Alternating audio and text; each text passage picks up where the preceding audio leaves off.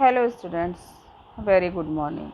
Students, yesterday I have sent the explanation of chapter 4 in civics, that is the electoral politics. So students, today I am sending the next part of explanation. So in your book, next topic is the what is our system of election. This topic is in your book on page number 60. So in on screen you can see that, and on the book on page number 60. So students, what is our system of election means हमारे election का क्या system है. Can we say that Indian elections are democratic means क्या हम Indian election को पूरी तरीके से डेमोक्रेटिक कह सकते हैं. To answer this question, let us take a look at how elections are held in India. For this answer, we can see that how elections are held in India. मतलब इस question के answer के लिए हम ये देखेंगे कि India में इलेक्शन कैसे होते हैं. Lok Sabha and Vidhan Sabha election are held regularly after every 5 years. हमेशा 5 साल के बाद लोकसभा और विधानसभा के इलेक्शंस होते हैं. After 5 years the term of all the elected representative come to an end. Means 5 साल के बाद जो इलेक्टेड रिप्रेजेंटेटिव होते हैं उनका शासनकाल ख़त्म होता है. Time period, working time period ख़त्म होता है. The Lok Sabha or Vidhan Sabha stand dissolved. Election are held in all constituencies at the same time. Election are held in all constituencies at the same time, either on the same day or within few days. This is called general election. General election वो election होते हैं जो एक समय में सारे constituencies में होते हैं या एक डिफरेंट डे के इंटरवल पे होते हैं. इन्हें हम क्या कहते हैं? General election. Some election is held only for one constituency to fill the vacancy caused by death और resignation of a member. This is called by election. Sometimes election क्या होते हैं, किसी एक कंस्टिट्यूंसी में हेल्ड किए जाते हैं. क्यों? उस वैकेंसी को फिल करने के लिए, क्योंकि कभी कभी जो मेंबर्स होते हैं या तो उनकी डेथ हो जाती है या तो वो अपनी कंस्टिट्यूंसी से रिज़ाइन कर देते हैं. तो उस वैकेंसी को फुल करने के लिए इलेक्शन होते हैं. इस इलेक्शन को बाई इलेक्शन कहते हैं. Lok Sabha and Vidhan Sabha election are held regularly after every 5 years. Lok Sabha और विधानसभा के जो इलेक्शन हैं वो 5 साल के बाद होते हैं. After 5 years the term of all elected representative come to an end. The Lok Sabha और Vidhan Sabha stand dissolve. Now student, next topic is your book, that is the electoral constituencies. So students, our country is divided into different areas for purposes of election. हमारी country बहुत बड़ी है और इसके election को easy way में कराने के लिए इसे डिफरेंट एरियाज़ में डिवाइड कर दिया जाता है. For which purposes of elections. और इन्हीं एरियाज़ को क्या कहा जाता है? Electoral constituencies. The representative elected from each constituency. अब प्रत्येक कंस्टिट्यूंसी से जो मेंबर रिप्रेजेंटेटिव इलेक्ट होते हैं उन्हें हम एमपी कहते हैं, means member of parliament. For Lok Sabha election the country is divided into 543 constituencies. Lok Sabha election में कंट्री को डिवाइड किया जाता है 543 कंस्टिट्यूंसीज में. ईच कंस्टिट्यूंसी हैज़ रफली equal population living with in it. The member elected from each constituency is called member of parliament और MP. Means election में जो मेंबर इलेक्ट होके आते हैं कंस्टिट्यूंसी से उन्हें हम MP या मेंबर ऑफ पार्लियामेंट कहते हैं. So students, similarly each state is divided into a specific number of assembly constituencies. कह रहा इसी प्रकार असेंबली कंस्टिट्यूएंसीज के लिए भी स्टेट डिवाइड होते हैं। In this case elected representative is called the member of legislative assembly। और इसी केस में जो असेंबली कंस्टिट्यूएंसीज से मेंबर इलेक्ट होके आते उन्हें हम एमएलए कहते हैं। Each parliamentary constituency has with in several assembly constituencies. कह रहा है कि जो पार्लियामेंट है, पार्लियामेंट्री कंस्टिट्यूंसीज है, उसके साथ कई सेवरल असेंबली कंस्टिट्यूंसीज होती हैं। The same principles applies for panchayat and municipal election. Same यही प्रोसेस, यही प्रिंसिपल्स अप्लाई होता है पंचायत और म्यूनिसिपल इलेक्शन में। ईच विलेज और town is divided into several wards. कह रहा है इसी प्रकार गांव में और टाउन्स को डिवाइड किया जाता है वार्ड्स में, that are like constituencies. Each ward elect one member of the village or the urban local body. Sometimes these constituencies are counted as seats. कभी कभी constituencies को काउंट किया जाता है किस फॉर्म में? सीट्स के फॉर्म में। So students, now next topic in your book, that is the reserved constituencies. What is reserved constituencies?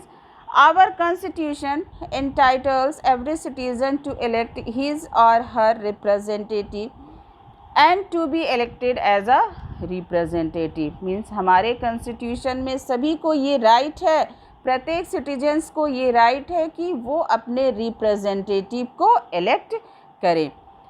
The constitution makers, means जिन्होंने कॉन्स्टिट्यूशन को बनाया था, वो समटाइम्स वर वरीड, वो कभी थोड़े दुखी थे कि जो ओपन इलेक्टोरल कंपटीशन हो रहा है उसमें जो हमारे सोसाइटी का वीकर सेक्शन है उन्हें लोकसभा या लेजिस्लेटिव असेंबली में गुड चांस नहीं मिल पाता है।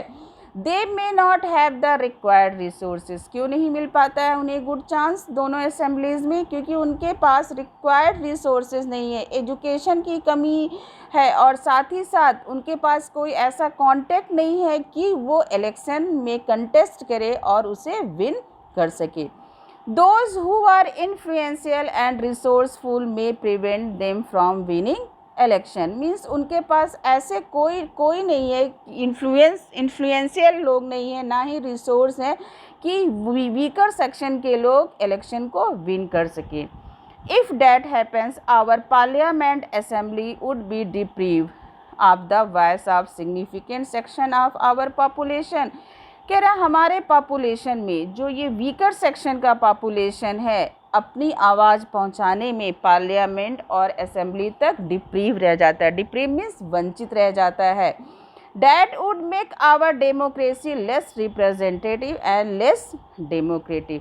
तो जो ये सिचुएशन था, जो वीकर सेक्शन था वो असेंबलीज तक नहीं पहुंच पा रहा था, जिससे हमारे कॉन्स्टिट्यूशन के मेकर्स थे उन्होंने एक सलूशन निकाला। What was the solution?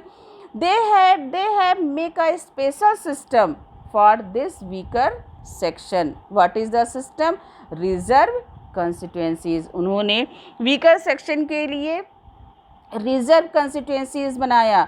Some constituencies are reserve for people. अब ये जो कंस्टिट्यूएंसीज थे उन लोगों के लिए रिजर्व कर दिए थे जो बिलोंग करते थे किससे? Schedule caste and schedule tribes, means SC और ST. In a schedule caste reserve constituency only someone ही who belongs to the schedule caste can stand for election. Means जो रिजर्व कंस्टिट्यूएंसी में वही जो इलेक्शन में स्टैंड कर सकता था जो शेड्यूल कास्ट को बिलोंग करता था। सेम यही चीज़ फॉलो हुई थी किसमें? एसटी में। जो एसटी को बिलोंग करता था वो इलेक्शन में कंटेस्ट कर सकता था। So constituency reserve for ST. Currently in the Lok Sabha 79 seats are reserve for schedule caste and 41 for the schedule tribes.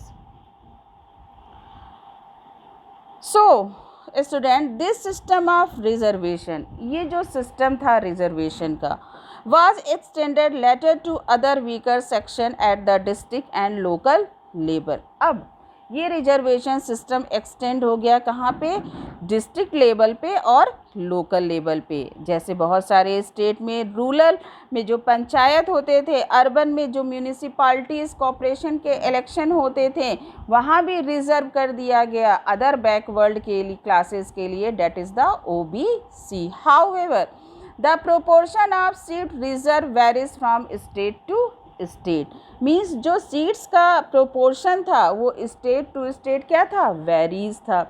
Similarly 1/3 of the seat are reserved in rural and urban local bodies for women candidates, means rural areas में कुछ seats reserve कर दी गई, 1/3 seat reserve कर दी गई, और urban local bodies में seats reserve कर दी गई किसके लिए, वुमेन कैंडिडेट्स के लिए। So now students, next topic in your book, that is the voter list. It is on page number 62. So students, when constituencies are decided, so what is the step for voting? The next step to decide who can and who can not vote. मतलब अब ये decide करना होता है, जब constituency decide हो गई तो ये नेक्स्ट स्टेप होता है कि कौन वोट दे सकता है और कौन वोट नहीं दे सकता है। इन अ डेमोक्रेटिक इलेक्शन, अगर हम डेमोक्रेटिक इलेक्शन की बात करें, the list of those who are eligible to vote is prepared much before the election and given to everyone, means ये डेमोक्रेटिक इलेक्शन में जो एलिजिबल हैं वही केवल इलेक्शन में वोट दे सकते हैं। This list is officially called electoral roll, मतलब क्या आपका नेम इनरोल होना चाहिए इलेक्टोरल रोल में, and commonly known as the voter list, जिसे हम एक कॉमन लैंग्वेज में वोटर लिस्ट कहते हैं। मीन्स इलेक्शन में वोट देने के लिए ये मस्ट है कि आप अगर एलिजिबल हैं तो आपका नाम वोटर लिस्ट में होना चाहिए। Now it is an important step for it is linked to the first condition of a democratic election, means democratic election का ये सबसे important step होता है that everyone should get an equal opportunity to choose representative, means कि प्रत्येक व्यक्ति को equal opportunity मिलनी चाहिए कि they select their representative. Now students, you have listened one word, that is the universal adult franchise. Universal adult franchise means right to vote. In practice, it means that everyone should have one vote and each vote should have equal value. Means हर एक व्यक्ति vote देना चाहिए और सबके vote की equal value होती है। Different citizens differ from one another in many way. कह रहा है इंडिया में कई प्रकार के सिटीजन्स होते हैं कई वेज में, जैसे कुछ रिच होते हैं, कुछ पुअर होते हैं, कभी कभी हाईली एजुकेटेड होते हैं, कुछ नहीं होते हैं, but all them are human beings. लेकिन उनके अंदर एक कॉमन चीज़ होती है, क्या है कि वो ह्यूमन बींग्स है। That is why they deserve to have an equal say in decision that affect them. कह रहा है कि यही एक कॉमन क्वालिटी की वजह से कि that they are human beings, they can vote in election. In our country all the citizens age 18 years. कह रहे हैं हमारी कंट्री में वोट देने के लिए क्या एज होनी चाहिए, 18 ईयर्स या उससे ऊपर होनी चाहिए। Every citizen has the right to vote. प्रत्येक सिटीजन्स को वोट देने का राइट है, चाहे वो किसी भी कास्ट का हो, रिलीजन का हो या जेंडर का हो। कभी कभी क्या होता है, कुछ क्रिमिनल्स और कुछ ऐसे पर्सन्स होते हैं जिन्हें वोट देने के अधिकार से वंचित कर दिया जाता है, लेकिन ये बहुत रेयर सिचुएशन होती है और ये रिस्पॉन्सिबिलिटी केवल गवर्नमेंट के पास ही होती है कि वोटर लिस्ट से उसका नेम हटा दे। As new persons attain voting age, name added to the voter list। कह रहा है जो भी नया पर्सन होता है वोट देने के लिए उसका नाम वोटर लिस्ट में ऐड करना जरूरी होता है। सॉरी।